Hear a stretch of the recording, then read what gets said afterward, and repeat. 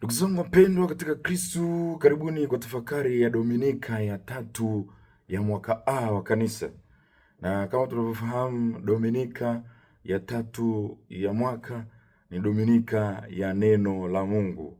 Papa Mtakatifu Francisco alitangaza kuwa Dominika ya neno la Mungu. Ndugu zangu, neno la Mungu ni mwanga. Neno la Mungu ni taa yetu. Taa inakumulikia ili uweze kupita vizuri, usije ukaanguka kwenye dimbwi, usije ukaanguka kwenye shimo. Ndugu zangu, neno hili la Mungu kwa wana wa Israeli lilichukuliwa kipekee sana. Ukisoma Kumbukumbu la Torati sura ya 6 kuanzia mstari wa 4, utaona jinsi neno la Mungu lilivyokuwa la pekee kwa wana wa Israeli. Waliambiwa walishike, liingie katika akili, liingie katika moyo, liguse maisha yao. Na wana wa Israeli, ili kuonyesha kwamba wao kweli walilielewa, walilishika ile neno la Mungu, ilibidi watengeneze kitu kinachoitwa tefilin. Tefilin ni kama kiboksi hivi kilichofungwa katika panda la uso, lakini pia kingine walikiweka katika mkono wa kuume kama saa. Kwa hiyo walitembea nacho na kiboksi hiki kitowekwa panda la uso, lakini katika mkono wa kuume, mkono wa kazi, ikimaanisha kwamba namna watakapokuwa nawaza amri za Mungu, neema ya Mungu, neno la Mungu liafekti akili zao, au mkono huu wanaotumia kwa kazi ubarikiwe na Mungu, ubariki kila kitu, mazingira yote, wasitoe rushwa, wasimpige mtu, yani Mungu aafekti kila kitu. Lakini pia walining'iniza kiboksi kingine kwenye upande wa kuume wa mlango, ambacho kiboksi kilikuwa kinaitwa mezuza kwa Kiebrania, mezuza, kimaanisha kwamba wakiwa wakitoka wanagusa kile kiboksi, wanabusu mkono, kimaanisha kwamba tunakumbuka Zaburi, Bwana akubariki uingiapo na Bwana akubariki utokapo.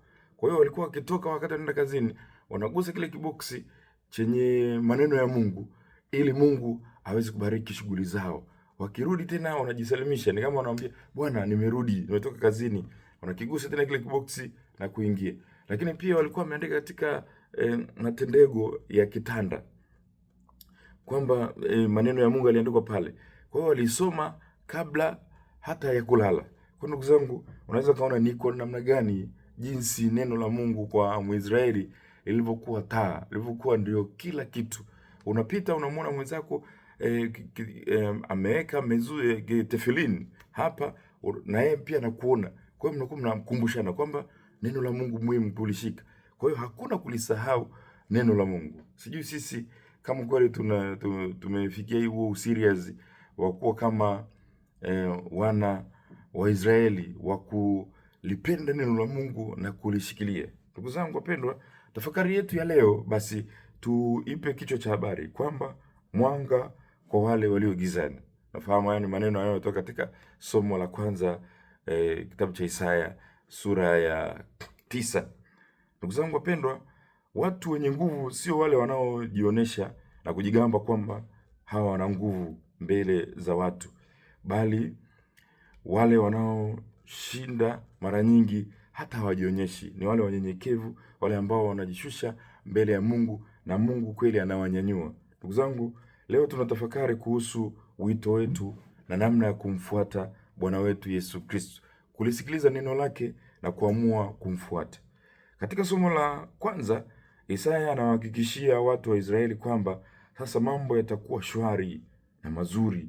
Analeta matumaini katika maisha yao kwamba wote wanaotembea katika giza wataona mwanga mkuu, na wote wanaoishi katika huzuni watapata furaha kuu.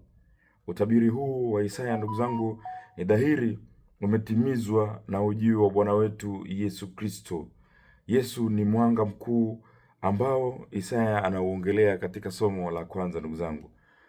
Kwa hiyo Isaya anatabiri kuhusu habari hii ya kihistoria wakati Yesu akitokea ulimwenguni kwetu akihubiri neno lake. Ndugu zangu wapendwa, baada ya Bwana wetu Yesu Kristo kuja, tunafahamu kabisa yeye ni mwanga. Hatusomi somo hili kukumbuka historia. Sisi tunalisoma ili sisi tuko kwenye giza, tuna maisha ya giza. Tumejikuta tukidumbukia kwenye maisha ambayo hayana mwanga wowote. Tumejikuta tukijaribu kuupiga ukweli rangi ili uwe uongo, ukajaribu kubadilisha. Na hii kwa kweli tunahitaji mwanga. Yesu ndiye mwanga, tunapaswa tuangaziwe ili tuweze kutoka huko. Kwa ndugu zangu, Isaya anatabiri kuhusu habari za ujio wa Bwana wetu Yesu Kristo, ambaye ni mwanga wetu ndugu zangu. Lakini hili neno la Isaya ndugu zangu, kwetu halipaswi liongelewe kama habari za kihistoria au utabiri wa Kristo anayekuja. Kristo ameshakuja kati yetu. Yesu ndiye mwanga mkuu ambaye anang'aa hata katika giza lolote lile ambalo tunakutana nalo katika maisha yetu. Tumkaribishe aangaze maisha yetu, aangaze tuweze kuwa watu wa kusema ukweli. Watu tunaogopa mwanga, watu tunataka tukae kwenye giza. Tunatenda dhambi lakini hatutaki mtu yote atuguse. Tunatenda dhambi lakini tunataka tuhakikishie watu kwamba hatujatenda dhambi, ni uongo tu. Tuko busy kubadilisha ukweli kuwa uongo, kitu ambacho Yesu hatapenda. Anataka atuangazie ili tuweze kuwa watu wa kweli. Yeye ni kweli. Kumbuka Yesu alisema mimi ni njia, ukweli na uzima. Ndugu zangu wapendwa, Injili ya leo inatuambia kwamba Yesu ndiye mwanga mkuu unaong'aa, unaoondoa giza na kuleta furaha, unaofungua maisha ya huzuni na kuleta furaha katika maisha yetu. Jaribu kufikiria giza kubwa nene lililolifunika dunia nzima. Jaribu kufikiria ukiwa katika jangwa, usiku mkubwa na mawingu yamefunika kila kitu, hamna hata nyota hata moja. Jaribu kufikiria wakati mawingu yakiondoka, wakati jua limeanza kuchomoza taratibu, giza linaondoka na jua linatokea, mwanga unakuangazia, unaangazia nchi yote na watu wanafurahi tena. Ndugu zangu, Yesu ndiye jua la haki. Hii sio taswira yaliyotokea tu kwa kipindi alichokuja Bwana wetu Yesu Kristo katika kueneza ufalme wake. Inatokea pia kila siku katika maisha yetu tunapolisikiliza neno la Mungu kwa uaminifu. Neno la Mungu likiingia katikati yetu, hakika linakuwa ni mwanga, linaangaza, likihubiriwa vizuri. Yule ambaye hata kama amejiweka katika giza la wizi, umbea, dhambi, likihubiriwa vizuri, likikutana na moyo ulio tayari, hakika moyo ule unakuwa kama vile umetoka kwenye ile giza nini lililopo jangwani au nchi ambayo imefunikwa na giza, unatoka tena huko unakuwa mtu mwema. Ndugu zangu, neno la Mungu limebadilisha wezi, majambazi, watu walioshindikana wamekuwa wema, watakatifu. Tunakumbuka kina Paulo. Limebadilisha watu wengi ndugu zangu wapendwa. Ndugu zangu, neno la Mungu hakika kwa uaminifu linapenya, unajua ni upanga, linapenya ndani ya akili na mioyo ya watu na kuwageuza na kuwafanya wawe wema. Maneno ya Yesu yanapaswa kutujaza pia sisi ndugu zangu na uwepo wake. Yeye yupo katikati yetu, kwani yeye ni mwanga mkuu na ukweli wote. Tumpokee. Wale ambao hatupendi kulipokea neno la Mungu, tulipokee. Tuwe pia na tabia ya kusoma neno la Mungu. Tusome neno la Mungu, tuishi ndani ya hili neno. Neno la Mungu linatuletea wokovu. Na unapolisoma basi liguse maisha yako.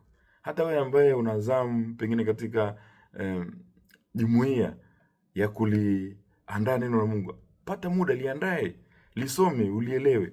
Wakati wa kushirikisha basi ushirikishe vizuri. Na wakati unashirikisha liache neno liseme.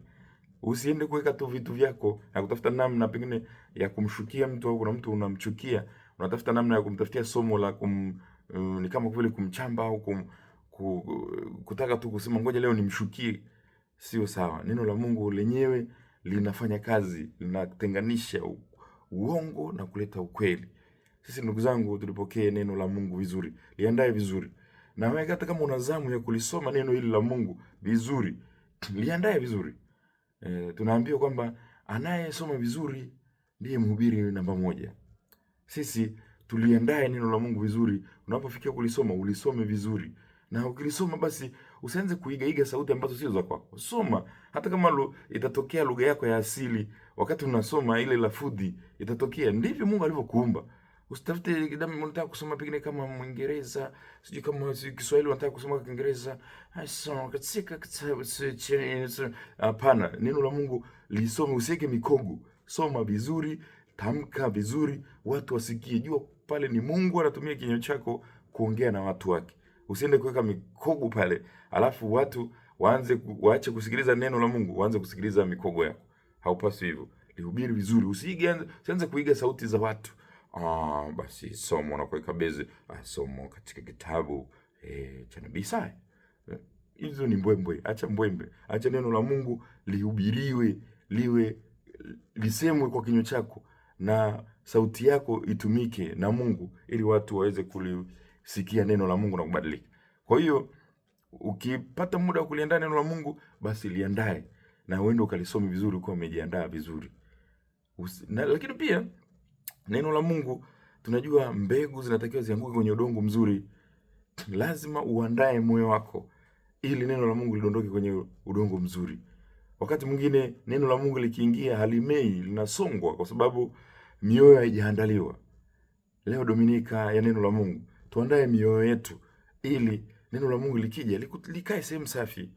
Wengi tubadiliki, neno la Mungu ligusi kabisa maisha yetu kwa sababu hatujaandaa mioyo yetu. Mioyo yetu haijaandaliwa. Mioyo ni migumu, iko kama mawe. Kwa hiyo neno likigonga pale linaruka tu, linaenda huko, haligusi. Ndio maana wengi pengine hatubadiliki, tuko vile vile tu kwa sababu hatujawa na nguvu ya kulikaribisha neno la Mungu. Tuandae mioyo yetu, ndugu zangu.